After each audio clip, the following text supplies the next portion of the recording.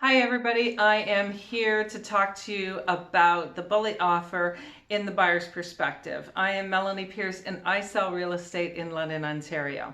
So a bully offer is also known as a preemptive offer. The reason why is because in these situations, the seller has decided to look at offers on a certain date. A preemptive offer, a bully offer, comes in before that date. Some sellers will not budge, and you may have to wait for that date, like everyone else, to have your offer looked at. Um, and in other cases, the seller may decide to entertain your offer. Now, in order for a seller to move the date, that bully offer, preemptive offer, has to be something worth being entertained by the seller. So that'll be a conversation between you and your real estate agent, and also your mortgage broker would be useful in this conversation. So let's just say that the seller is willing to look at your preemptive offer. At that point in time, it is the seller's agent's obligation to change the paperwork with the seller. They will have to sign that through again, changing that date that they had originally decided upon. Then they're going to have to inform all agents and public and anyone who has shown interest in that property that a bully offer is being considered, and that if they want to make an offer, that they should also bring an offer in at that time. So in saying that, you're not always alone when you bring in a bully offer. I'm sure that from outside seeing, you would think, I'm the bully, I'm alone, I got this.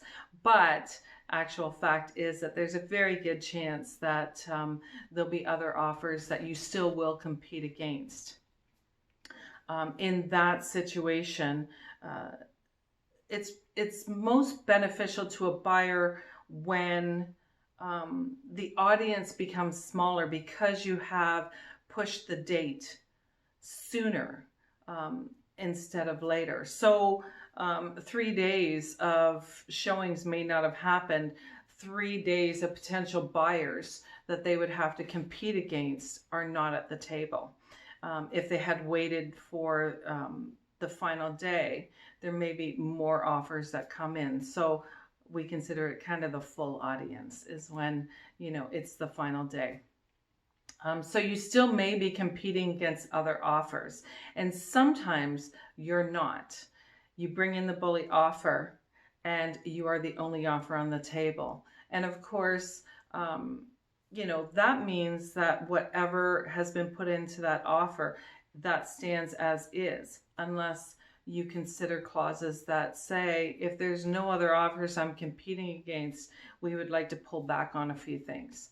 So, and that's really up to you and your real estate agent to discuss.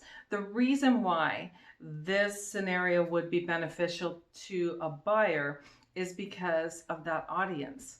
On the final day, when the seller says, on this day I want to take offers, on that day, that's the whole audience.